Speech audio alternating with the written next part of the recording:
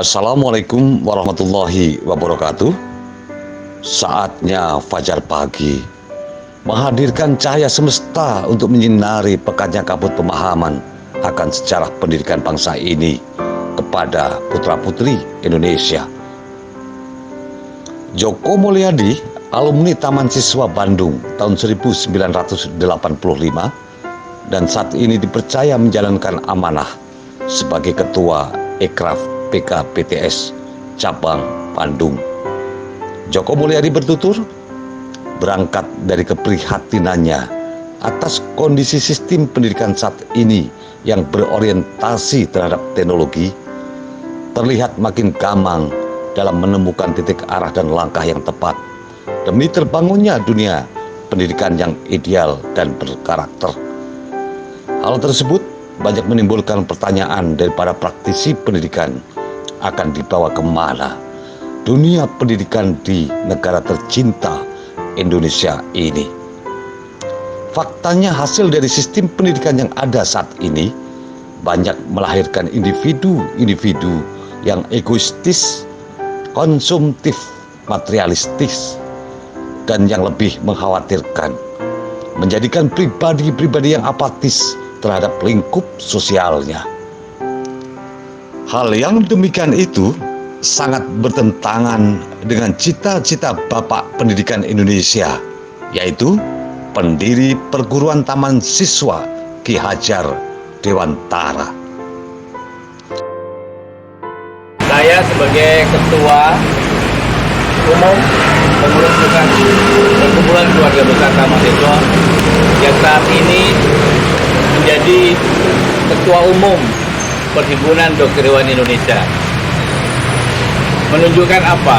Bahwa alumni Taman Siswa pun mampu menjadi seorang pemimpin dan mampu mewujudkan sebuah gedung yang telah diidam-idamkan oleh para dokter hewan Indonesia, dan melalui kepengurusan saat ini telah mampu mewujudkan rumah PDHI yang diberi nama Geraha Dokter Hewan Indonesia.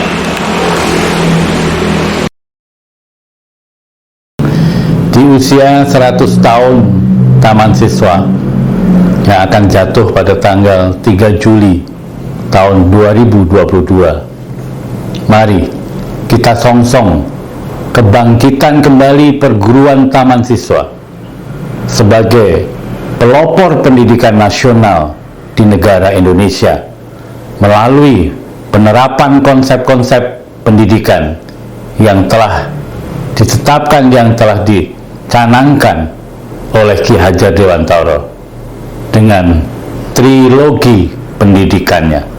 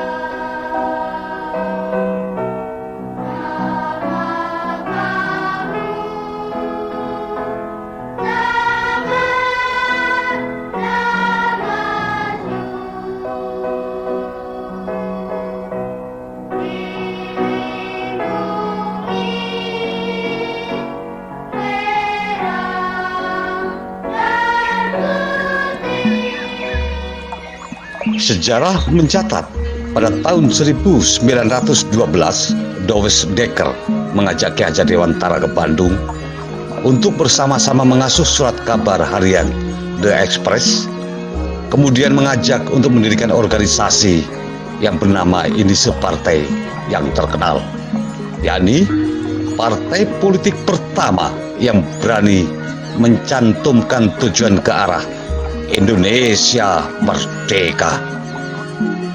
Pada tahun sebelum Ki Hajar Dewantara ke Bandung, tepatnya pada tahun 1911, beliau telah aktif menjadi jurnalis atau wartawan pada surat kabar Setiotomo dalam bahasa Jawa dan Midden Java dalam bahasa Belanda di Yogyakarta dan The Express di Bandung.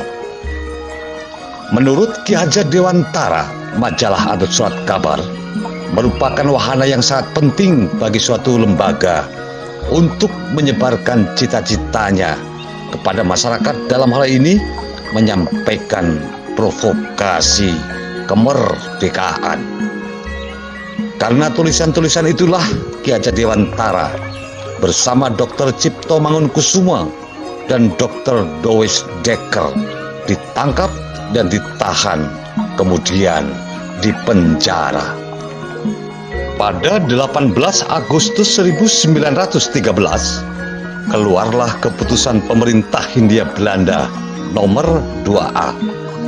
Ki Hajar Dewantara dibuang ke Bangka, Dr. Cipto Mangunkusumo ke Banda Neira, dan Dr. Douwes Dekker ke Timur Kupang.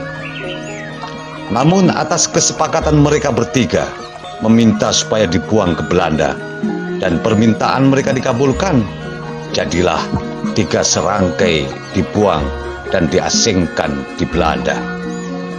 Di Belanda, Ki Hajar Dewantara memanfaatkan waktunya untuk mempelajari dan mendalami tentang dunia pendidikan. Perjalanan Ki Hajar Dewantara di dunia politik berawal dari bergabungnya dengan organisasi Budi Utomo sebagai organisasi sosial politik yang didirikan pada tanggal 20 Mei 1908. Di Budi Utomo, beliau berperan sebagai propagandais demi menyadarkan masyarakat pribumi tentang pentingnya semangat kebersamaan dan persatuan sebagai bangsa Indonesia demi meraih kemerdekaan. Selanjutnya pada Juli 1913, Ki Hajar Dewantara bersama Dr. Cipto Mangunkusumo di Bandung mendirikan Komite Bumi Putra. Komite tersebut bertujuan untuk memprotes akan adanya peringatan 100 tahun kemerdekaan Belanda dari penjajahan Prancis yang akan diadakan pada 15 November 1913. Berbekal ilmu pendidikan yang didapatkan saat belajar di tempat pembuangan di Belanda, sekembalinya ke tanah air pada tanggal 3 Juli 1922, Ki Hajar Dewantara mendirikan perguruan Taman Siswa.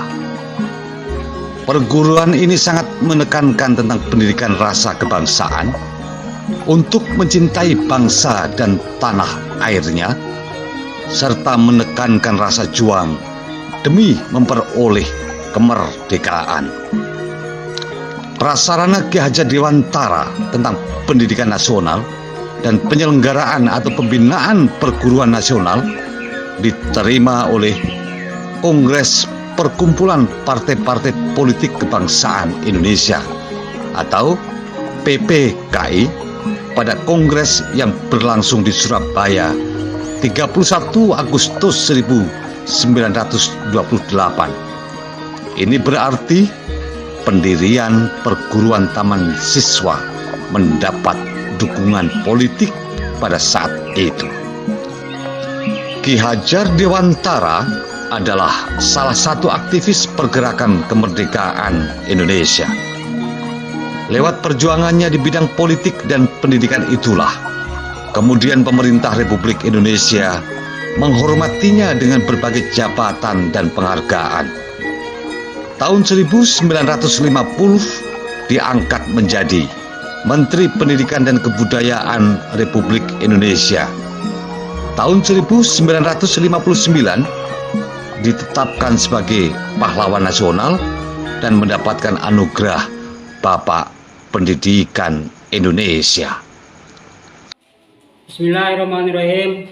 Assalamualaikum warahmatullahi wabarakatuh. Saya selaku Ketua PKBT Cabang Bandung mengapresiasi yang setinggi-tingginya atas kegiatan tersebut kepada Ki Joko Mulyadi selaku Ketua Enkrab PKBT Cabang Bandung. Saya siap dengan seluruh anggota Enkrab Cabang Bandung serta PKBT Cabang Bandung mengusung program Ketua Umum PKBTS Pusat Ki Munawaro dan berharap momentum kegiatan 1 abad Taman Siswa mampu dijadikan kontribusi positif untuk dunia pendidikan Indonesia saat ini. Ing arso sum tulodo, ing madyo mangunkarso, tuturi handayani, mengembalikan jati diri bangsa melalui dunia pendidikan dengan menggali kearifan lokal untuk diaplikasikan pemikir dan penggagas konsep pendidikan terbaik putra bangsa Indonesia saat ini. Wassalamualaikum warahmatullahi wabarakatuh. Sambut dan dukung kebangkitan ini dengan cara subscribe, like, komen, dan share demi pencapaian dan pencerahan dunia pendidikan di Indonesia. Sekian dulu Fajar Pagi Channel hadir. Berjumpa kembali di episode berikutnya dengan penelusuran dan pengupasan secara tuntas tentang ajaran-ajaran luhur Ki Hajar Dewantara, khususnya sumbangsih pemikirannya untuk dunia pendidikan Indonesia. Fajar Pagi, saatnya menerangi gelapnya alam semesta. Wassalamualaikum warahmatullahi wabarakatuh.